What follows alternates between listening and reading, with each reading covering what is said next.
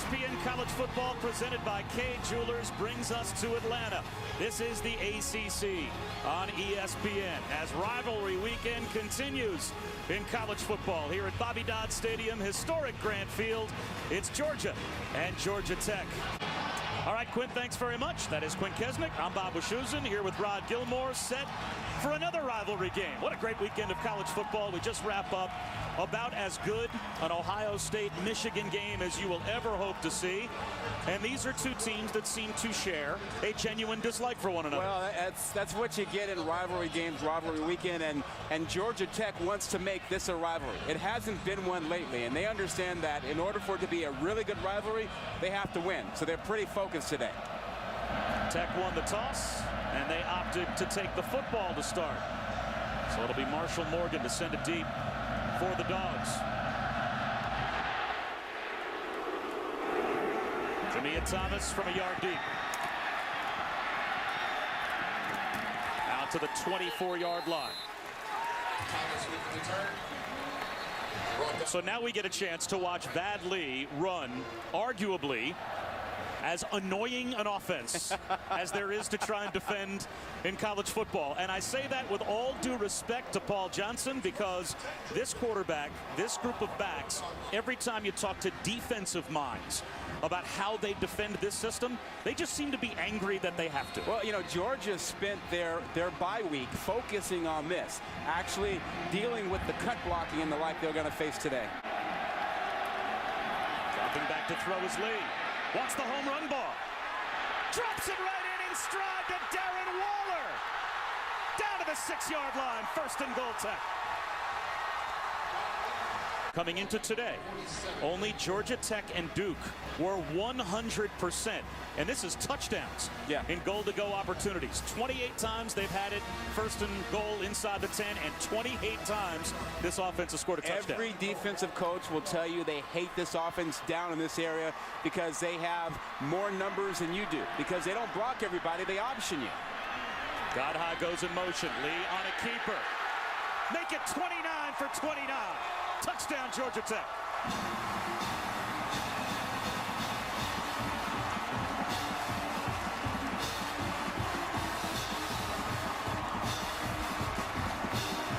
This is just the option to the right side with the quarterback deciding to follow the fullback as a lead. And that's pretty easy right there. I mean, that's just, that's way too easy to start if you're a Georgia fan. Apparently there is a brand new Mason-Dixon line, and it's right down the 50-yard line stripe here at Grant Field. That was pregame as both Georgia and Georgia Tech started some woofing, and now Sheldon Dawson on a kickoff return for the Dogs, brought down at the 21-yard line. Dennis Andrews makes the stop on special teams. Now we get our first look at Hudson Mason, the 2009 State Player of the Year. As a high schooler in Georgia, set state records for passing yards over 4,500, for touchdowns through 54. But those numbers, of course, mean nothing now that he takes over for the Bulldogs, with Aaron Murray out with the torn ACL, suffered against Kentucky, and what a terrible way for a great player's career to have to end. And they started simple with a little swing pass out to the edge, and this picks up a first down as Michael Bennett is out to the 31-yard line. Gurley, blockers out in front, third down, conversion and then some. Across the 50 to the Georgia Tech 47-yard line before he steps out. Play action on 2nd and 4. The blitz picked up now. The rush gets through, and it's Atalchu that gets the sack. 9th of the season for Jeremiah Atalchu, and the 28th sack of his career. They rush only 4. All day for Mason. High to the sideline, incomplete. So Georgia Tech opens with a touchdown drive, and now they get a stop at midfield. The pitch to Godhigh. Tried to keep the play alive, but lost a couple of yards. Ramik Wilson, who came into today #1 in the SEC in tackles. That's 120 tackles on the season. Yeah, he's just a really smart and aggressive linebacker. Blows up that play right off the bat. Uses his quickness, to get beyond any would-be blocker, makes that play. And again, those linebackers, they've got a tough job. They've got to deal with the notion of the fullback inside and then the quarterback on the edge. Godhigh now lines up in the slot left on 3rd down and 10. And Bad Lee on a rollout. Up the sideline, there's Godhigh who got loose. Inside the 40-yard line of Georgia before he finally goes out at the 37. 9th play of the drive. 2nd down and about 1.5 yards. There's the toss to Godhigh. Uses the stiff arm. Can't get away. Jordan Jenkins brings him down for a loss of about 2.5. It will be 3rd down and 5. Hesitation by Lee. Nowhere to go. Brought down at the 20-yard line. Now it's 4th down and 4. Josh Harvey Clemens came up to make the stop for Georgia. So it's the freshman Harrison Butker. 37 yards away. He is 7 for 10 on the season.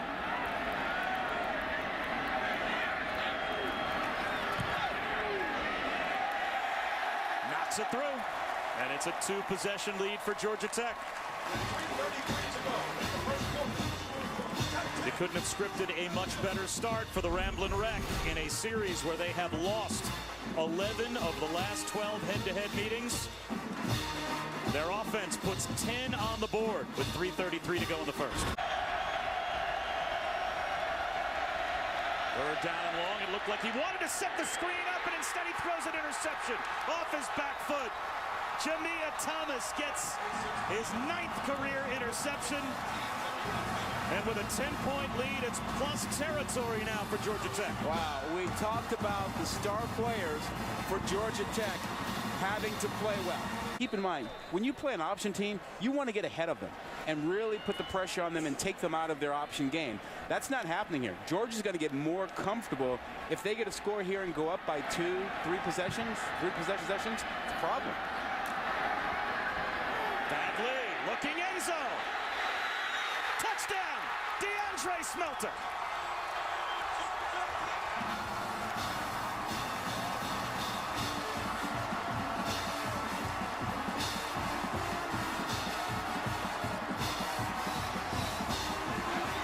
He lined up tight and gets overlooked as everyone looked at the action in the backfield, and he just went to the outside. Smelter completely alone, beating Josh Harvey Clemens and Quincy Malger. We talked about Malger stepping in for Trey Matthews again, and all that option action gets you focused in the backfield, and you don't watch the guy running by you. You're an old corner. We talk about how tough this is as a system to play against with all the guys in the box because you're constantly getting cut block. But it's a mental test against the secondary to stay disciplined. With this system, they can bait you and then go over the top. Here he comes. Nice job of standing in and delivering the football by Hudson Mason. Chris Conley comes back to help out his quarterback and pick up 12 and a 3rd down conversion. Remember, these are all new experiences for him. He remains calm, but the rest of this Georgia bench, I got to tell you, they're flat and a bit dazed. Yellow Jackets smelling blood.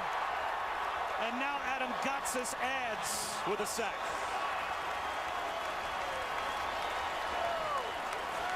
And that will take us to the end of the first quarter. So Hudson Mason has to regroup. It's another slow, lonely walk over to that Georgia sideline. And we'll see what Mark Richt is able to say to him now. This presentation of college football presented by Kay Jewelers will continue after these messages and a word from our ABC stations. A 3rd down and 12 to start the second quarter and a 4-man rush for Tech. First career start for Hudson Mason. Checks down underneath and Gurley can't hold on. And it'll be another punt coming up as Brandon Watts was there in coverage. So Georgia Tech about to get the ball back again. It wears up. The 11th play of this drive. Play action for Lee. Down the sideline looking for Godhigh. He's got it. Was he in bounds? Yes, they say catch. 1st and goal, Georgia Tech at the 10. Damian Swan, the corner, tried to close the distance on Godhigh and could not. Catch, foot. He got that right foot down. How about Godhigh out of the backfield? That's his 2nd nice catch out of the backfield. A rollout, off the back foot, throwing it away is Vadli. So for the first time this season, a defense gets a stop inside the 10-yard line, and it will be a field goal attempt for Tech. Yeah, good job. They got pressure with 5. They brought 5 and got pressure on Lee, and then played zone behind it. So they were watching the quarterback, and they were able to stay in coverage. That was John Taylor that got some pressure on Vadli. Harrison Butker already 1 for 1 today, and this a shade outside of an extra point.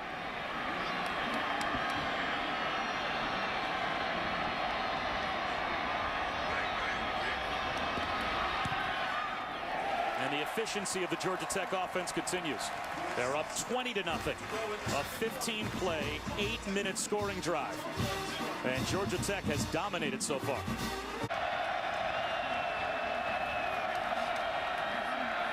Long throw outside on 2nd and long, and there's Chris Conley. Nice play action fake by Hudson Mason. And that's a big conversion. Now it's back on Hudson Mason. 3rd down and 9 out of the shotgun. Over the middle. Was it scooped up? Is it ruled a catch? It looks as if Rhett McGowan may have gotten a catch, and now late from the back end of the secondary, the back judge comes through and says no, the ball hit the ground. Yeah, I thought it bounced. Just took a long time for them to make the call. Yeah. Yeah, there's a lot of grass there. Yeah, that bounced. Here's a chance for the Georgia defense on 3rd down. Vadli drops the throw under pressure off his back foot, floats it to the sideline, incomplete. Great effort by St. John Days, but it's a midfield stop for the Georgia defense, and they'll force a punt. Under 6 feet, nothing wrong with that. Screen play. Gurley, blockers out in front, patiently allowing a little bit more traffic to clear, and he picks up 13 yards and a 1st down. I like the approach. And this season has 4 touchdown receptions. Out of the pocket is Mason. To the sideline, wide open Chris Conley. He turns upfield with another 1st down. And Georgia is almost to midfield with their timeouts. Long throw outside the numbers, on time again. Chris Conley to the 35-yard line before he goes out of bounds. That throw, that was an NFL throw. I mean, they've said around the program that he's got a stronger arm, than Murray. And that throw was pretty special. 1st and 10, Georgia. Georgia has not been shut out in a 1st half this season, not since last year against South Carolina. Over the middle, in space, J.J. Green. And at this rate, Georgia might not even need their timeouts. This is as fluid as their offense has looked here in the 1st half. Yeah, I think Mason is very comfortable when they go up tempo. I mean, this speed, this hurry up 2-minute drill has been good for him.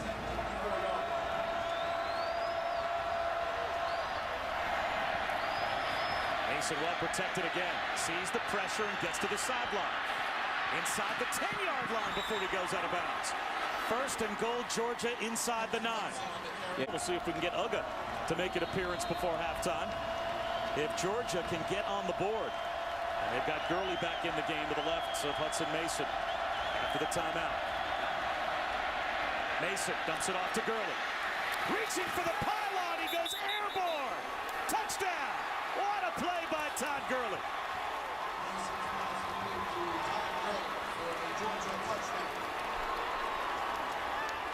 And this is certainly worth another look. You know how athletic that is? I mean, he's going to his right, and he stops his momentum and flies out over. Even Uga likes it. Uga comes out to see that. Our GoPro Crammer getting a little familiar with Uga there. The clock stops for the moment on the 1st down. And Vadli throwing one deep for Godhigh. Almost dropped it in. Had him. He was open. And defensively, you got to think in this situation, how could you let anyone get behind you?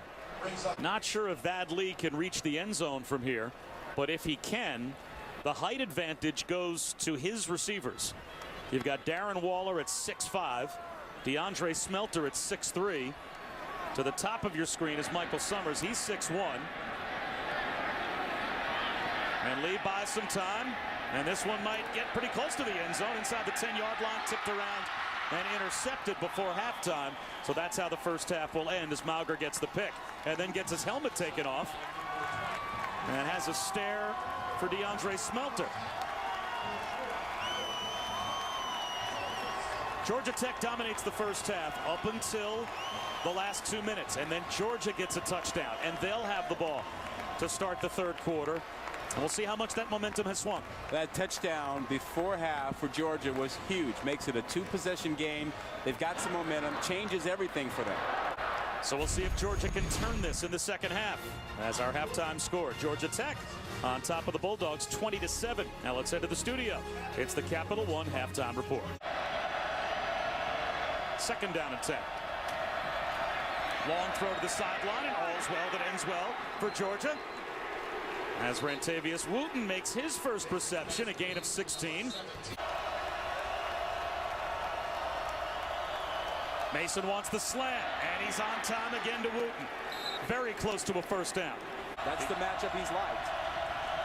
Here comes the blitz from Georgia Tech. Mason well protected, floats it down the sideline. Oh, there's a comeback for Arthur Lynch. He drops a short completion, but then catches the deep ball over Chris Milton, a gain of 31. Well, they brought pressure, but they also went man coverage on the back end. You'll see them bring 6 guys. They don't get home, and Mason hangs in there. That's great pass protection. And how about Lynch in single coverage going up high with that one? Pressure, the screen set up. Gurley has to get to the 8 for a first down and won't get anywhere close. So it will be a field goal for Georgia as Neely makes the stop again. And the Dogs will try and cut what once was a 20-0 lead in half. They scored the touchdown right before halftime, and now a chance to pick up a field goal here. Yeah, and if they do, it gives you that momentum, that sense that you're rolling. You will have had 2 straight possessions with points. Marshall Morgan hit a 56-yarder against Tennessee this year. That's tied for the longest field goal made in FBS. This from 40 yards away. And that well within his range, and it's right down the middle. It was 20-0. Now it's 20-10. Things getting more and more interesting, as are those guys in Atlanta. Badley started 5 of 6. He's 0 for his last 6 passing. He has a connection here, though, in stride. Michael Summers picks up the first down. And an accurately thrown ball by Badley. He's not only throwing the ball well, he's spreading it around. Now out of the pistol. High snap. Lee's got it. Over the middle. Incomplete. No flag comes out.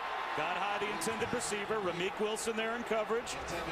It looked like there may have been some contact. Well, remember, for pass interference, it's not contact that is the issue. It is, was there contact to impede the receiver? And when you put your right offhand on a receiver, you can do that to balance yourself, as long as you don't turn him around. If you turn him around, then it's pass interference. But I have to say, I was surprised they threw the ball on 3rd and 4. 43-yard field goal attempt to try and make it a 2-touchdown lead.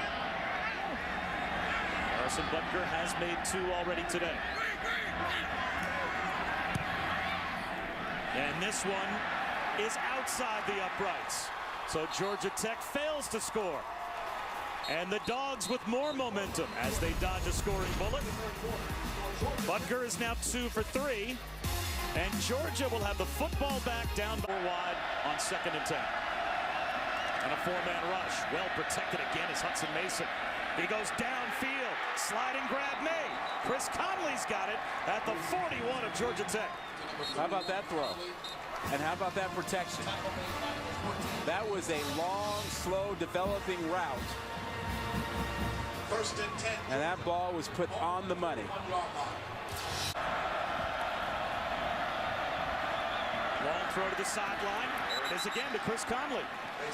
A couple of yards shy of the first down, but he picks up 14. It'll be 3rd down and 2. Sooner or later, Georgia Tech's got to bring more pressure. J.J. Green lined up as the setback on 3rd and 2. Right up the middle, and he's got the first down. The true freshman. He was recruited as the quote-unquote athlete by Georgia. They weren't sure where they wanted to play him. Originally, they thought maybe a corner, then they thought about wide receiver, but they've kept him at running back, and he started the Missouri and Vanderbilt games when both Keith Marshall and Gurley were both hurt. Now it's a screen set up to Green. He gets loose inside the 20-yard line. It looks to be good for a Georgia first down. Mason with a pump fake. Back in the end zone. Caught. Touchdown. Michael Bennett pulls Georgia within a score.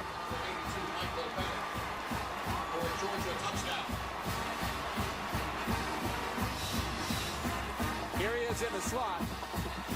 Watch him get inside there, and then he does the double move to force the safety jump on it. Demond Smith jumped on it, and that allowed Bennett to get right behind it.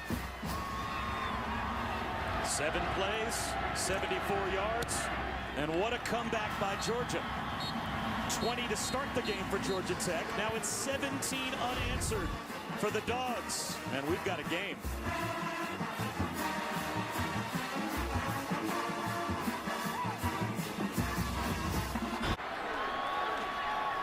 And they start with the option, and a toss going nowhere. St. John Days buried by Amarlo Herrera. Yeah, you know, Georgia's done a great job on the perimeter. They've handled everything on the outside. It's been the fullback inside that's the problem. But on the outside out here, watch the way you get the flow. The good flow of the linebackers. Second down and close to 16 for Georgia Tech inside their own 20-yard line.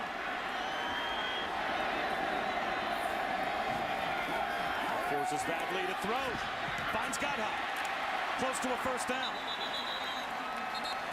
Let's go back to Robert Flores. Georgia Tech does not have to snap the ball before the end of the third quarter. They can let the clock expire if they choose. Instead, nope, they do run a play, and they'll run it with Vadley. And he steps out of bounds at the 43-yard line. Only about 2 yards shy of a first down. Good decision making. And that puts him in a good spot, a 3rd and short situation. And that will take us to the end of the third quarter. So we head to the fourth quarter with only a field goal separating two teams that started the game with a square off. It's been chippy ever since. This presentation of college football presented by Kay Jewelers will continue after this message and a word from our ABC stations.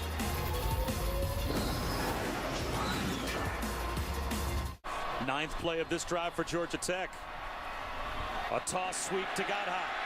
And now he's a factor in the run game. There he goes. All the way down to the 20-yard line before he's brought down. Yeah, and all because of a great cut block on the outside to get it going. The height advantage goes to DeAndre Smelter. He'll be at the top of your screen wide right at 6'3". To the bottom of your screen wide left, Darren Waller at 6'5". On the slant, it's Smelter, his second touchdown reception.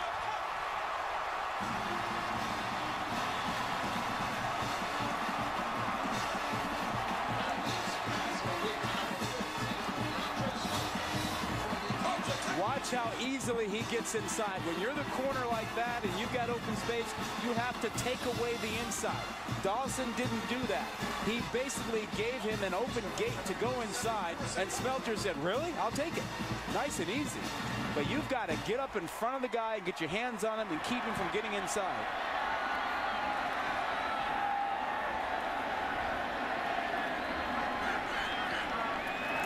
DeAndre Smelter in high school was clocked at over 90 miles an hour with his fastball. He was drafted by the Minnesota Twins. Arm and elbow injuries end his baseball career at Georgia Tech. He decides to give football a try. It's a pretty good decision.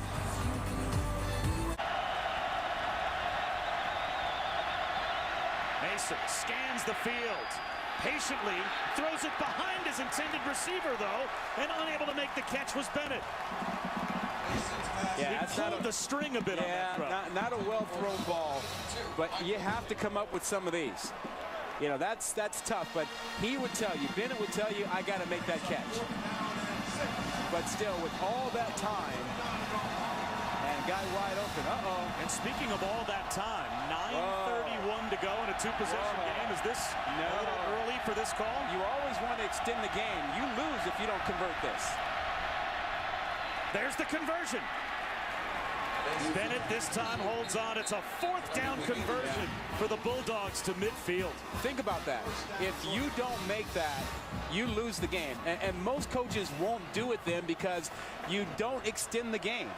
About 8 yards outside of field goal range. And one of the two scores certainly be a field goal. Here comes the blitz off the edge. Mason beats it to the outside. Rhett McGowan makes the catch. And boy, did Hudson Mason take a shot from Brandon Watts. Yeah, and how about Gurley picking up part of the blitz? They brought two guys off the side. Watch Gurley come over and get one of the guys. First down, Georgia. And then you had Watts completely free. Actually, Gurley should have taken the inside guy. He got one, but couldn't get both of them. Story about Atalchu as well. He went back and looked at Vic Beasley tape in the opener against Georgia to see what pass rushing moves would work. He goes low here, but he's picked up wide open over the middle. It's Bennett. They try to rip the ball out, but can't do it. 1st and 10 at the 16. Mason's pass complete to number 82, Michael Bennett. Gurley on the handoff. The C's parties inside the 5, down to the 2-yard line. 1st and goal, Georgia. Special runner, but he got some great blocking. The center, 61 Andrews, does a nice job, and then a good cross block there. Huge hole for Gurley. Gurley the lone setback on 1st and goal. McGowan in motion. They'll run it with Gurley at the goal line. Is he in? No signal yet. Now it's a signal. There's a touchdown for Georgia, and it's on the verge of being a 3-point game again.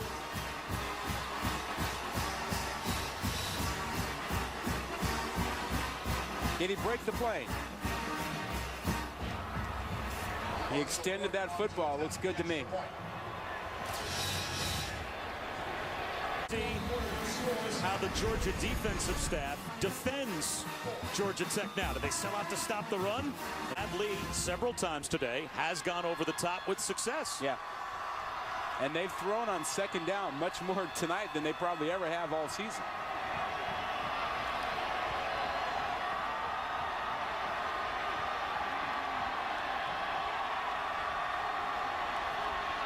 Lee drops to throw. Off his back foot, looking for Godhigh. Intercepted. Picked off at about the 40-yard line. Harvey Clemens knocked out of bounds. The mistake made by Vad Lee as he threw off his back foot with pressure coming from Chris May.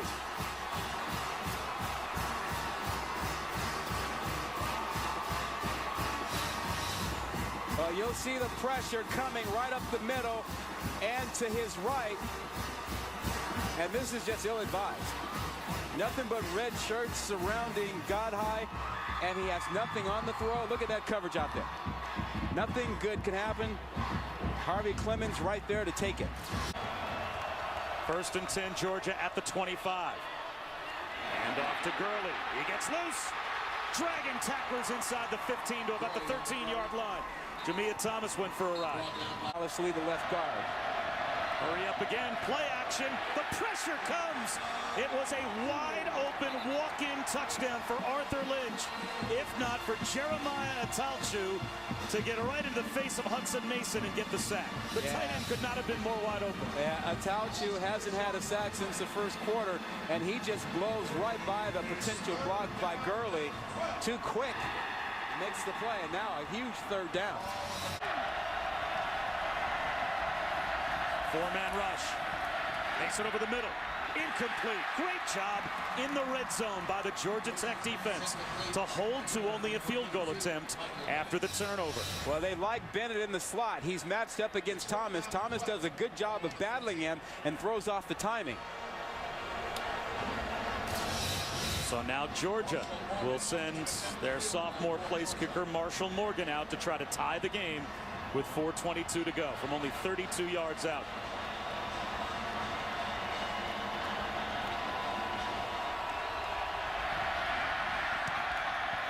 We are tied with 4:17 remaining. With 4:17 to go, Georgia and Georgia Tech. Down the stretch we come. What a terrific game. There's been a bunch of injuries in the secondary for Georgia today.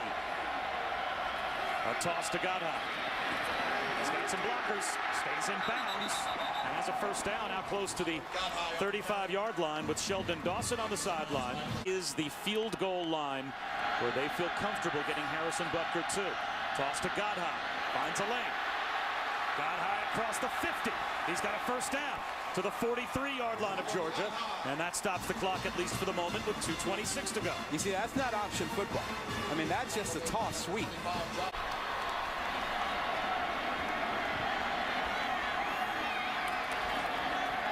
You have to get into field goal range first. And Zach Lasky lost a half yard. So now a huge play coming up as Herrera made the stop. Third down and a long 7, close to 8 with 1:21 to go. Third down and 7. Lee on a straight drop back. Down the sideline. Incomplete. Perfect coverage by Damian Swann. So now with 46 seconds to go, let's see what they do. Well, here's the great coverage you were talking about. Swann all over him, and this ball thrown behind like it was going to be a back shoulder throw.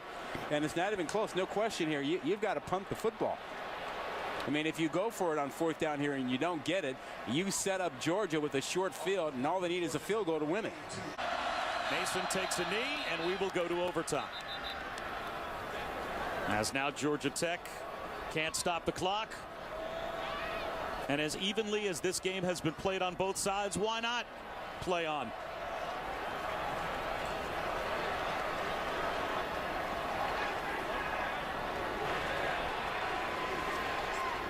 "11 of the last 12 have been won by Georgia."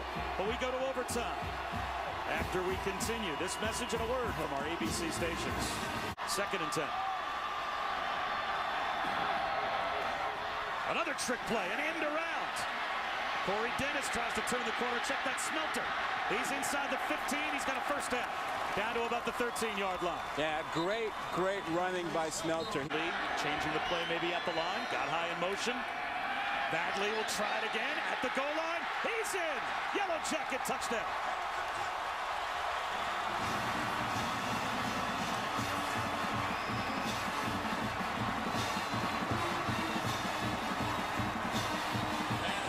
That's Badley. He checked to that play. He checked to this and changed the blocking because of what he saw, and got a great block up front by his right guard, Shaquille Mason. Got in right behind him and then dragged Herrera into the end zone. Well, they'll start it with 3. There's Gurley getting outside. Todd Gurley inside the 20. Out of bounds at about the 18-yard line, maybe the 17-yard line. That's a gain of 8 on first down.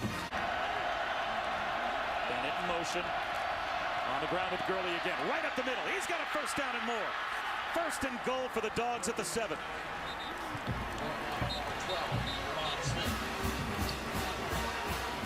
As much as we talk about Gurley, the left side of that line, Dallas Lee, and that center, David Andrews, doing a great job. Gurley again. Why not? At the goal line. He's in for the touchdown. And Georgia is a point after away from the equalizer and forcing another overtime. That didn't take long. Well, that to me was both offenses going right to their bread and butter for the most part. Badley's probably been the best all-around offensive player that Georgia Tech has had.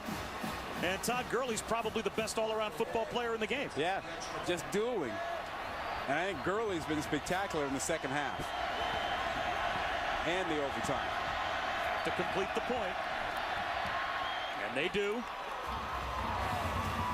And we'll step aside for just a moment. So Todd Gurley keeps Georgia's hopes alive, trying to extend the streak against Georgia Tech in the rivalry game.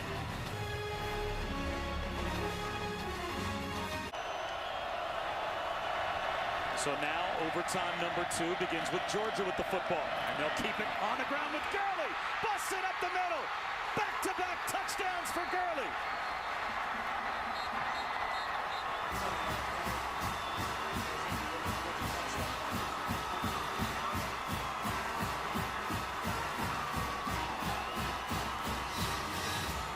Well, you're going to get pressure off the edge here, but look at the cross blocking up front. Great job by Dallas Lee, number 64, the left guard, and then David Andrews, 61. They blocked a huge hole open for Gurley. That was fantastic.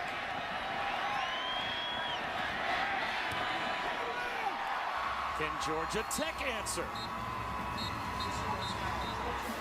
50 yards on 4 carries and 2 touchdowns in the 2 overtimes now for Todd Gurley. A toss to Godhigh again. He'll be buried back at the 5, maybe the 6-yard line. Now it's 4th down.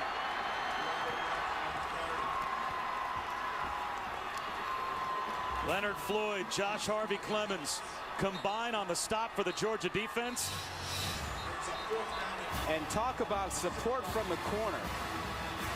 Swan does a nice job of beating the block, setting the edge, and allowing his teammates to come from inside out to help him out. Georgia Tech serve on 4th down. 4th and 5 from the 6. Lee in the pistol. He'll throw. Looks end zone. Tipped on the carom. Back outside the goal line, and it's incomplete. And the Dogs survive and win it in overtime.